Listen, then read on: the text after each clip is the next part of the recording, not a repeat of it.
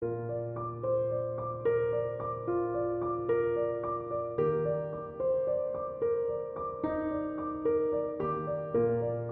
rolled over in bed one night and I felt something, and I said, "What is this?" And I went directly to the doctor the next day and went for tests, and they discovered that I had stage 2B cancer, which was lymph nodes, and they scheduled a lymph node surgery and a lumpectomy.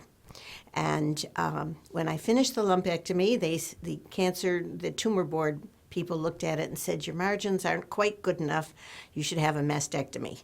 And I knew when I went into the original surgery that that might be the case. I must say, waiting for the decision was a little difficult, but then I had the mastectomy.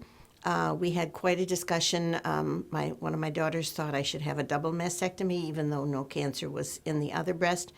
But I asked all three of my doctors, the surgeon, the chemo doctor, and the radiologist, and they said there was no medical reason to do that, so I didn't do it. And they said, "Unless you're going to worry all the time." And I said, "No, I'm not. If you tell me that that's not necessary, that's fine." And then I happened to see a study done at Beaumont that showed that double mastectomies done when there was no need for one didn't have any better results than if you didn't have the extra mastectomy.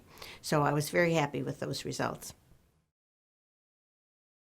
When I had the mastectomy, my doctor recommended a surgeon, a plastic surgeon, and I did have an expander put in at the time of the mastectomy. And then when I was just about ready after I went through radiation, to have the reconstructive surgery, she sent me to a different doctor, Dr. Chaya said at Beaumont, who said that they were doing some different things in the area now, and I should go talk to him. And she sent me right over, and I liked what I heard.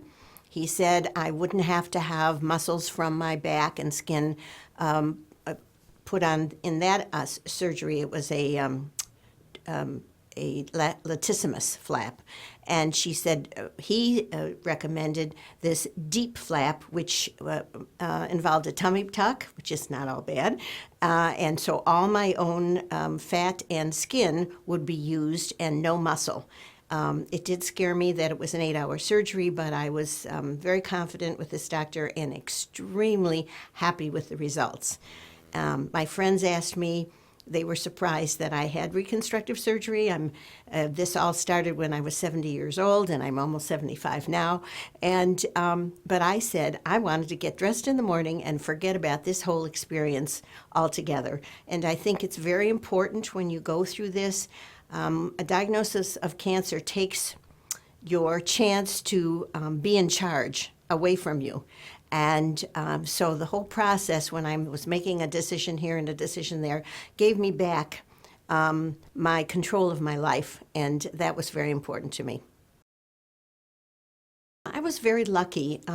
My response to the chemo, to the radiation, to the surgeries, my body healed very well. I would have a little bit of a response for a couple of days, and then it seemed like my body just took over and said, "Okay, we have to deal with this now."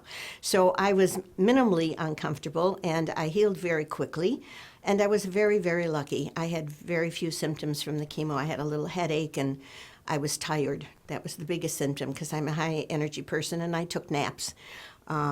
So that was the biggest change for me, but it really didn't take long. I always healed within the parameters that they gave me about, well, you'll feel better in a few days or a week, and everything was uncomfortable but not terrible. I think if I were to give advice to anyone going through this, I would tell them surround themselves with wonderful family and friends. I was really fortunate in that situation, and I could see the importance finally, when I was doing radiation, and the person before me, and you get to know the person before you because you go every day for a month and a half, dropped out in the middle. And I asked my doctor what had happened, and he said, she didn't have the support system that you do. She saw that my husband came with me to all the appointments, and he said her itchiness and redness and irritation wasn't half as bad as yours, but she had no support system and dropped out of a treatment that was going to save her life. And that really showed me in a big way how important it is to have nurturing family and friends around you, and I was surrounded. I was very lucky.